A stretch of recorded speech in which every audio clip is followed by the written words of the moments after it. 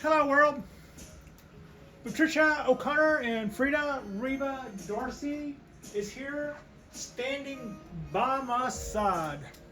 Today is the day I've been looking forward to for a little while. We are going to do a little bit of carving on my bald cypress grouping, as you can see there. All three of those trees have been in that planter for a little over 3 years. All three of those guys have had wedge cuts, and the leaders that you see there were all selected. And the one on to the right and to the left of center, they've had their leaders cut back a couple of times, about midway or halfway or something, to keep them from just getting too long. That little bit of chop back also makes them grow faster. You know, the bases get fatter when it quickly shoots out another foot of growth in a summer or something. But I didn't want it to be have all those joints and knuckles in it, and I wanted them, as it pulls up to maturity, to look a little more uniform. So you're not going to see as many times as I've cut the trunks back on the center one, but I can see 1, 2, 3 times on the one all the way to the right, and about that many times on the one all the way to the left. And in the one in the center, I can see where I cut it back once on the trunk that's closest to us. The back trunk looks to me like it's pretty much escaped all of that. This tree is a couple of years away from finishing, but as it rolls over, we have to make some adjustments. Not a lot. I could have possibly done this last year.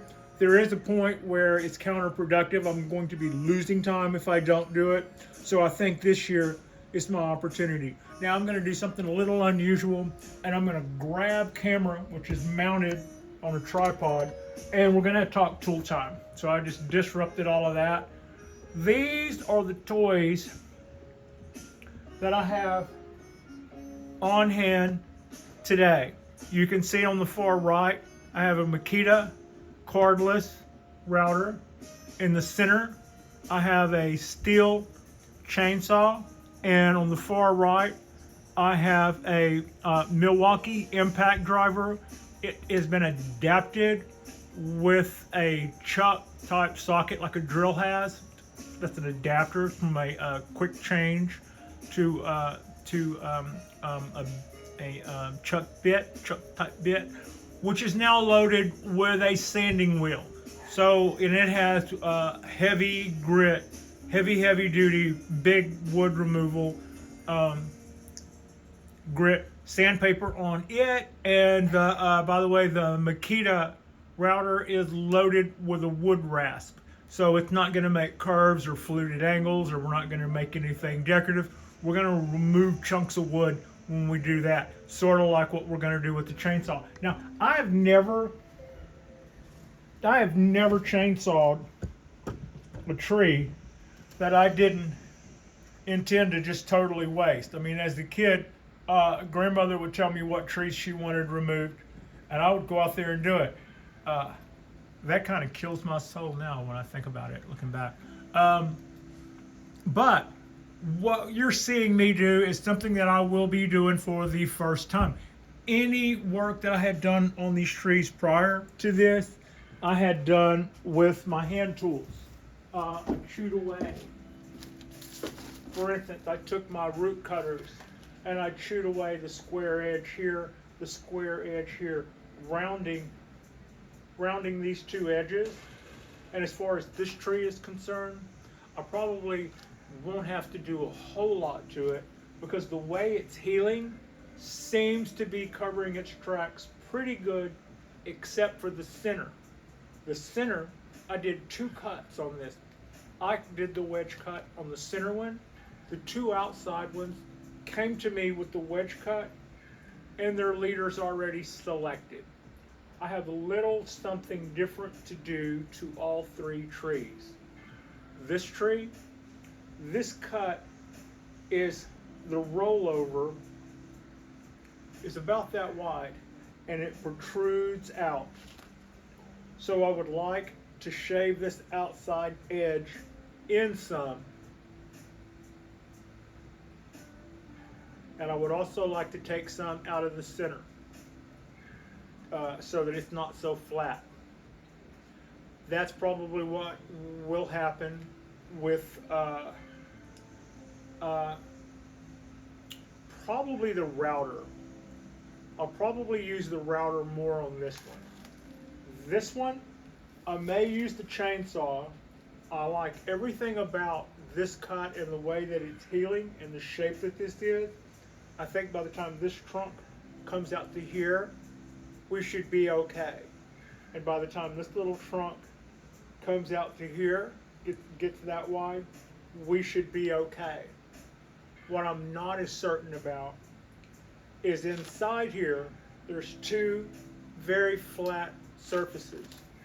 Those flat surfaces are the reverse of this, my original cut. If this rolls over and that rolls over, they will do so round. But then as that rollover crosses this flat plane, we've seen roots and trees and stuff climb over sidewalks or bricks or something like that, and they flatten out like a pool.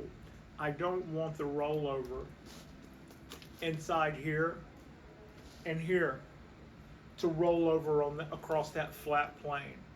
So I will probably scoop that out like a baked potato so that the rollover won't have anything unnatural to key off of. If it has dead space, then it'll roll over and become round, because that's what trees, like if you hollow out a feature of a tree, when that starts to roll over and heal, eventually the last thing you'll see is the line where that scar was, but then it heals, it'll heal tree shape. So that's what I have to do to our center one, which brings us now to the third one. Remember how I said they all three are going to need a slightly different approach. This one is the third one. Its rollover is sort of the same as that one, except not as extreme. So it does have a little cleanup here and here, but on this one, and this part actually has its back to you, so I'm showing you something that's like right here, really impossible for you to see. But in the center on this wedge is the highest point of the cut. I will probably take the sander and take that down flat rather quickly if that works the way I think it will. And then I may take the wood rasp and empty that out again, like scooping out a baked potato, as if you're going to do something really scrumptious with that guy. So that's what we have ahead of us. That's what we're doing. And I bought the chainsaw in anticipation of this months ago, and since then our fall has taken, I guess I was just looking to be ready whenever that happened, and I had to wait so long, I started getting kind of anxious. But to wait no more, let's get started. So, and as far as getting started, we'll start right here, and let's see about, let's take the router and let's see how we do about bringing this edge down.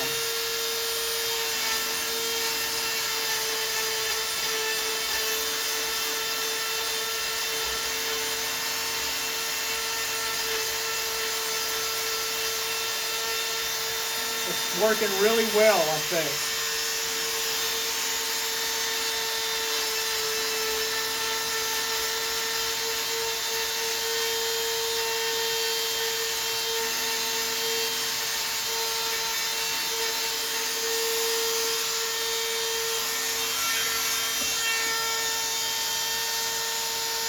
That works very well. I'm going to back off and go closer to where you are from your standpoint and take another look at it.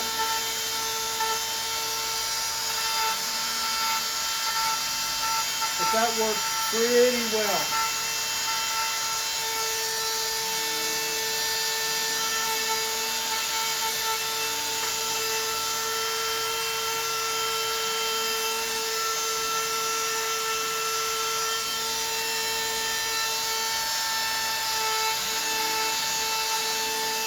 So there are a lot of times when somebody is teaching a show like this, and you'll get the benefit of your years and years of experience. Well,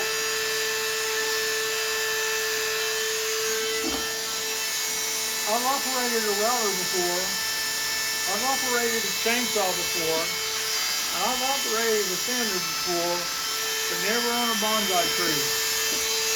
And typically, I would also, if I was operating a router, the router would probably have a bit that was trying to do something more of a shape, rather than just remove huge chunks of wood. But remove huge chunks of wood, this guy will. It's just going, this part I think is going pretty well.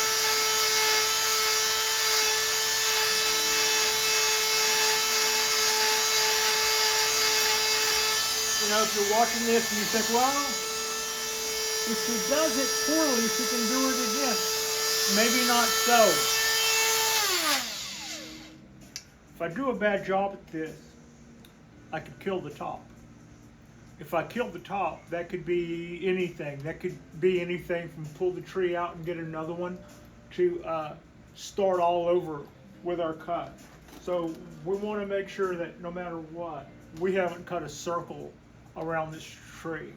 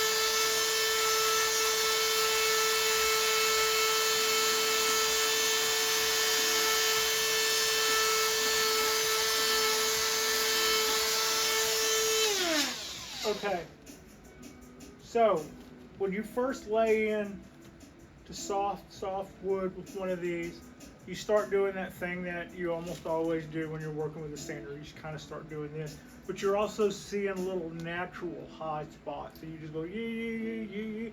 But you need to start. I caught myself doing that, which was okay because there were high spots. But if you noticed, I also tried to settle down and start doing longer strokes as quickly as I could. As soon as you take down those one or two little lumps there that were going to slow you down, then I start trying to do longer strokes in there so that I don't make any troughs or trenches. And this little guy worked really well.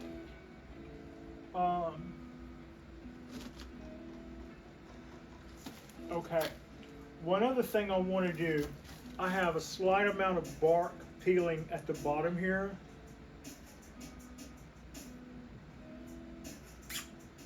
I'm going to clean this up a little, but I'm thinking I'll probably take care of, down here at the bottom, the bark has slightly separated from the rollover.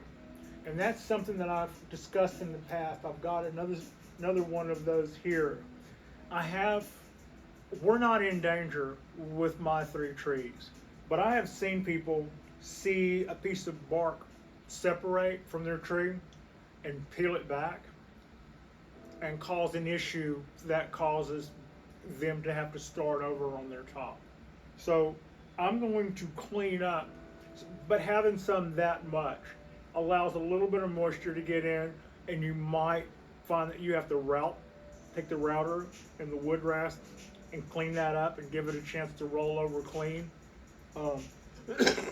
Excuse me. underneath that little bit of pop-up, it probably already has rollover, but I won't know. I won't know because I don't want to pull it off. Once you pull that off, you can end up having to go, how do I stop this thing I'm pulling off? So I'm going to go in here and do a little exploratory and see if I can clean it up, or at least see how much I need to do. And that's something I just now decided, because the router is working so well, that sort of the part that I plan to do with the chainsaw, I can at least clean up right quick.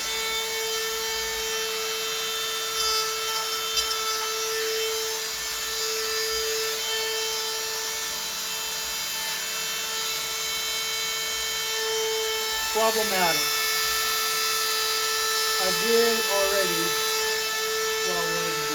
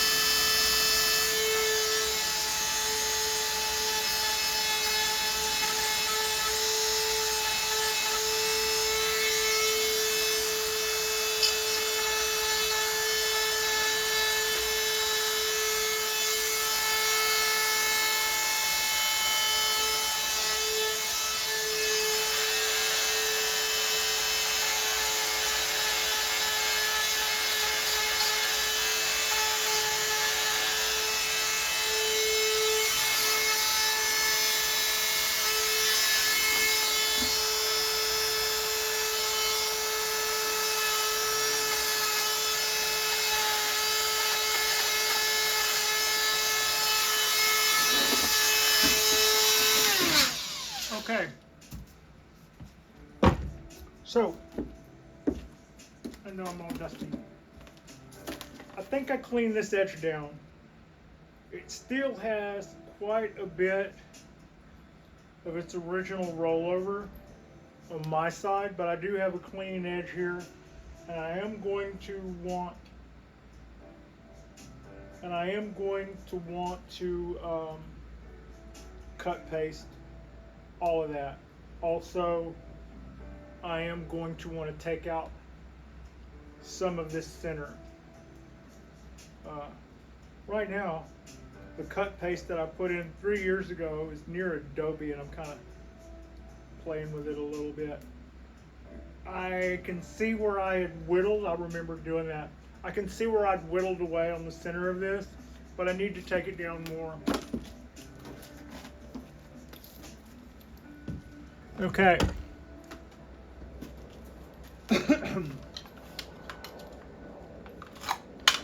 This is the Stihl GTA 26 chainsaw. It is kind of a glorified hedger. I can use this to clean up that line down here that I was talking about. I did most of what I needed to do though with the router, but I would also like very much to take the high point out of this center, and I'm going to see if I can do that this way, not by making deep cuts like this, by going in with the face of it and seeing if I can get some woodwork done that way to the high center of this tree. Let's see how this works. It does.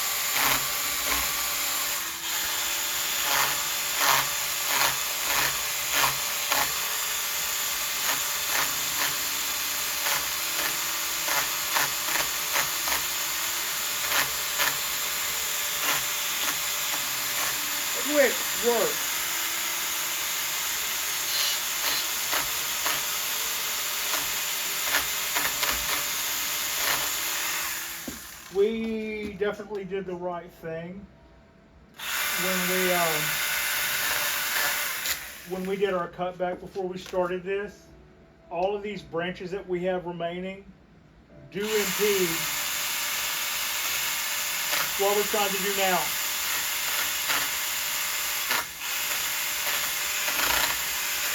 And it would have only been more so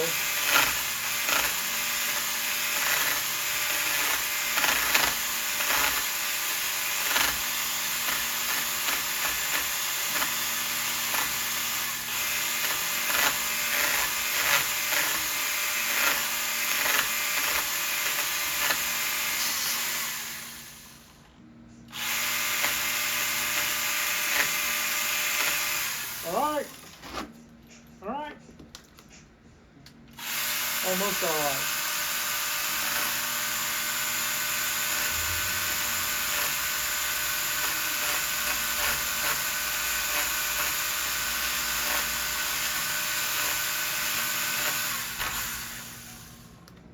Oh yeah. When you find yourself doing something like this, like I find myself doing something like this, and you look at it and you think, man, that's pretty close to perfect right there. And then you start to back away, and then you go, oh, get that.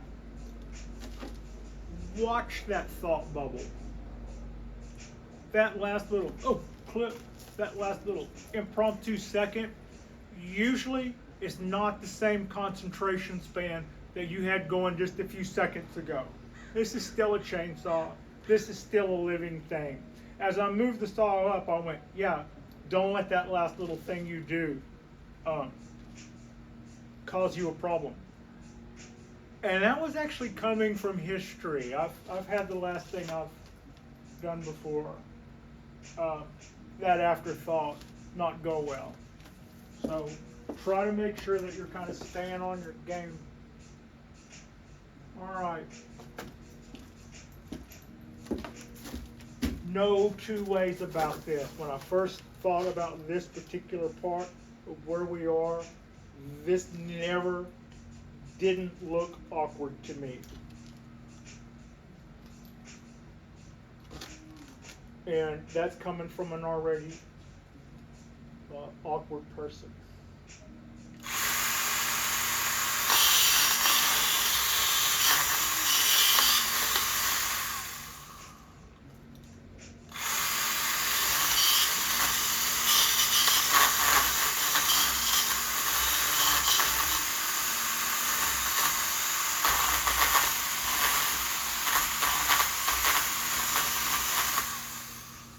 The good news is everything I'm sawing on is already dead wood, so it's not like it's old exposed trunk, pretty much.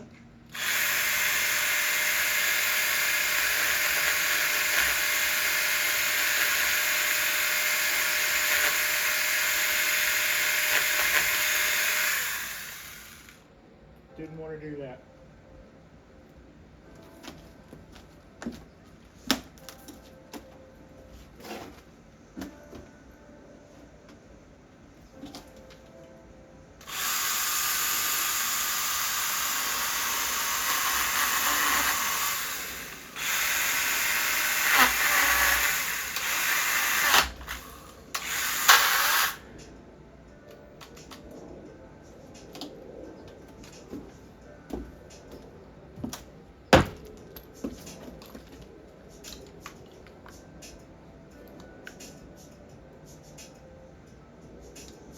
Derail the chain.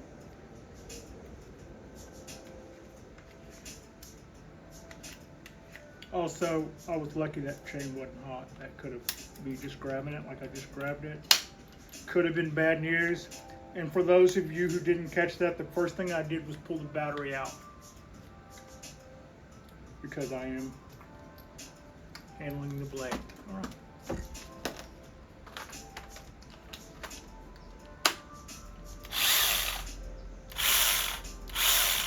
Okay, it sounds a little dry to me. Probably could use a little bit of oil. I have some. We can go a little longer, I believe, before I do that.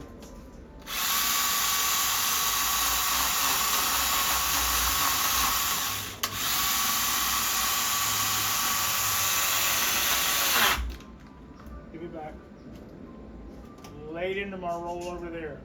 I put 2 scratches in my rollover. I don't think that would hurt me. I don't think that, I know that's not gonna, the rollover will continue to roll over, so that's not the worst, but I would rather not do that.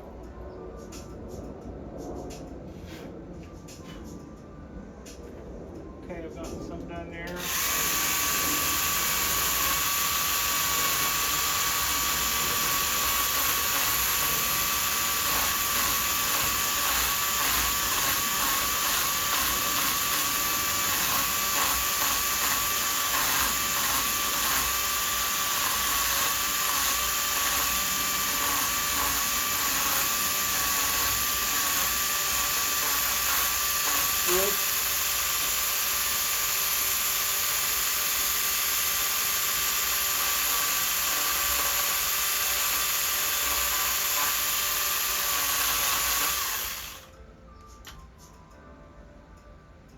Okay, I've got one side exactly the way I want it. I've got the other side more than good enough to where it will not heal, like I was saying, over a plane, over a flat plane, so it will look natural when it heals. However, one side was a lot harder to get in than the other, and I'm not as happy with the work on this side. Let me see if there is a position. I could quit now and be okay with this tree anyway. Yeah. Famous last words. I don't like the way it looks. I've done the job. I don't like the way it looks because I can see saw marks. Now all of this is going to roll over. Those saw marks will be gone. I can also do that with the wood rasp. Okay, I'm going to call that done on that tree. No, I'm going to go back with the wood rasp right now and then move on to the third tree. All right, that's kind of what it looks like for Pat when she makes it up as she goes along.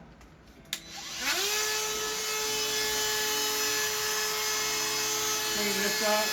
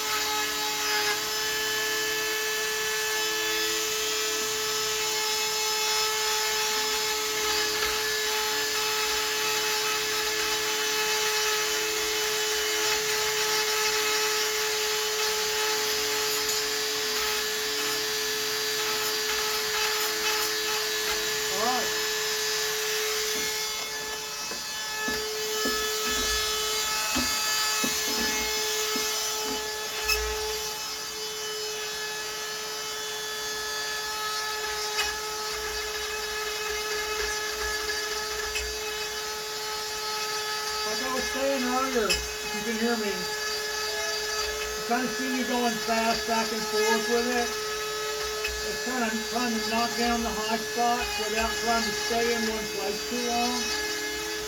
But as soon as I get those high spots knocked down, I start slowing down.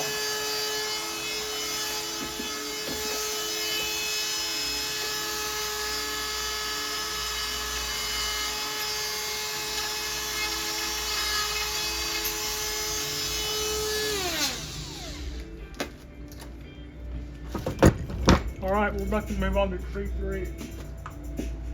Now, when I'm done, I'm going to grab tripod with camera and bring y'all in, and we're going to look. I seriously thought about trying to wear the camera, but I also knew that it would probably, for all the efforts, if I did that, it would only get covered in sawdust and wood chips. So I thought in the end I should probably just try to maintain this. Okay, how's that going to do? Alright, don't embarrass me.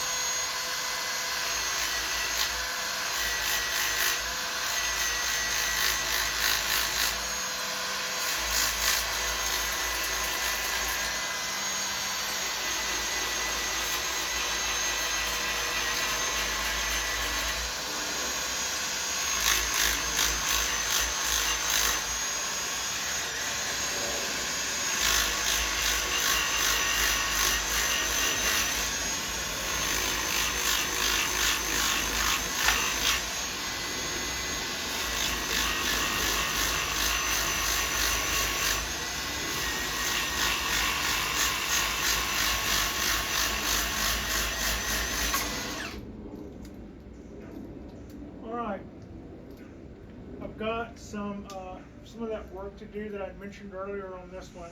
Got a high spot here, got a high spot here, and I've got a chunk about that wide and about that long where the bark is pulled back.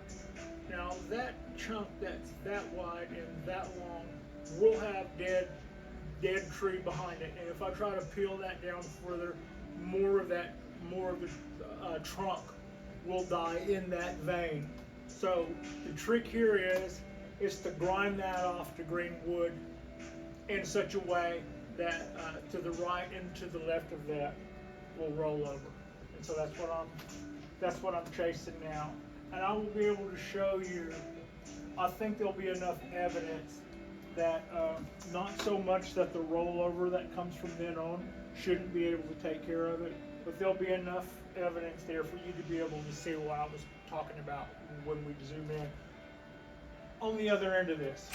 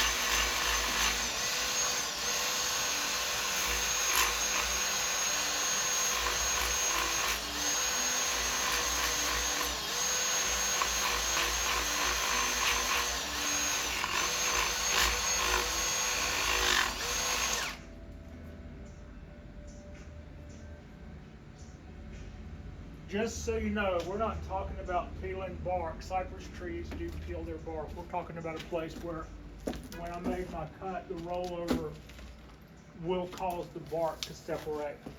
And underneath that, it's either rolling over nicely or it's making a scar. And if you're new to bonsai and you grab that piece and yank down on it and make that 4, 5, 6 inches long, that's going to be 4, 5, 6 inches of ugly that you're going to be looking at for a couple of years at least. All right, that's still high. That's like I like it. That's like I like it. That's like I like it. Okay. Should have removed all the cut paste. Now I've got cut paste in my sanding wheel, and my sanding wheel was doing a an absolute killer job, by the way. But slowing it down a little. When I didn't remove the cut paste and I soaked it all up, yeah, slow this down a little.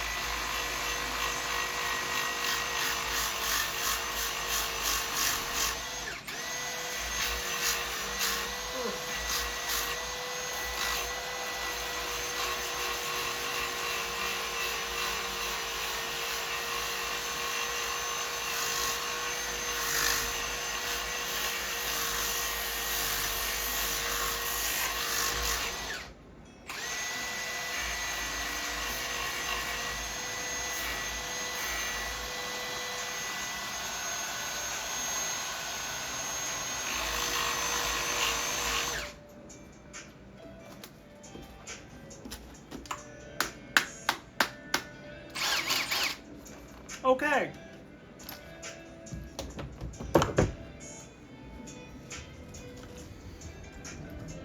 Camera on tripod just got plucked off. No, we're not having ourselves a earthquake. Going to do a look. Now, here's a little look. The bases of our trees. I think it looks pretty good. As the tree gets a little wider, those rollover areas have been taken down enough to where that shouldn't look like some weird O-rings that had bark growing over, which is what I was afraid that would end up looking like. Okay, now let's go around to the reveal side. Tree 1, I cut down the exterior edge, trying to leave as much as that other nutrient transferring stuff as possible. Cut down the outside of that edge. We also hollowed out. Now you could see all kind of saw marks in that.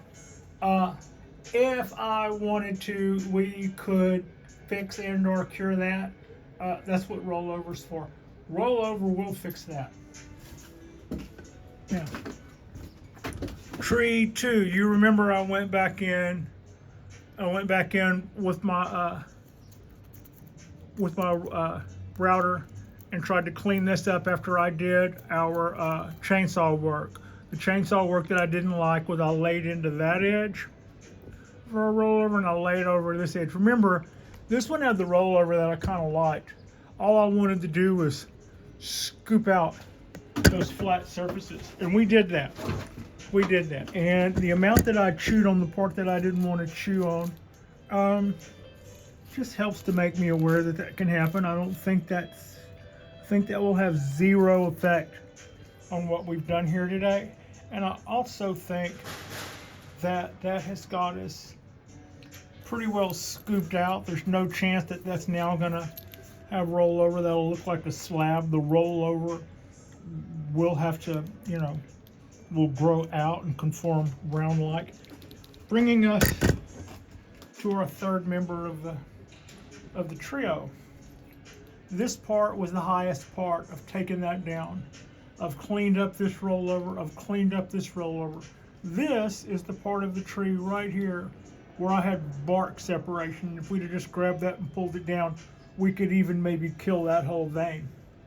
I have seen people have trees that had shapes like this that were dead, and then they'd have to take a leader like this and point it up, and it always had this weird wedge cut off to the side that they were still trying to deal with. I have seen that happen, and I thought, God, don't let that happen to you. Today's quite a bit warmer too. I've got on the same amount of sweaters I've been having on all week, but let me just say, another week of days like this, and these trees will probably freak out and start budding. That's the inside and the outside look at our guys. And like and subscribe if you guys have not already.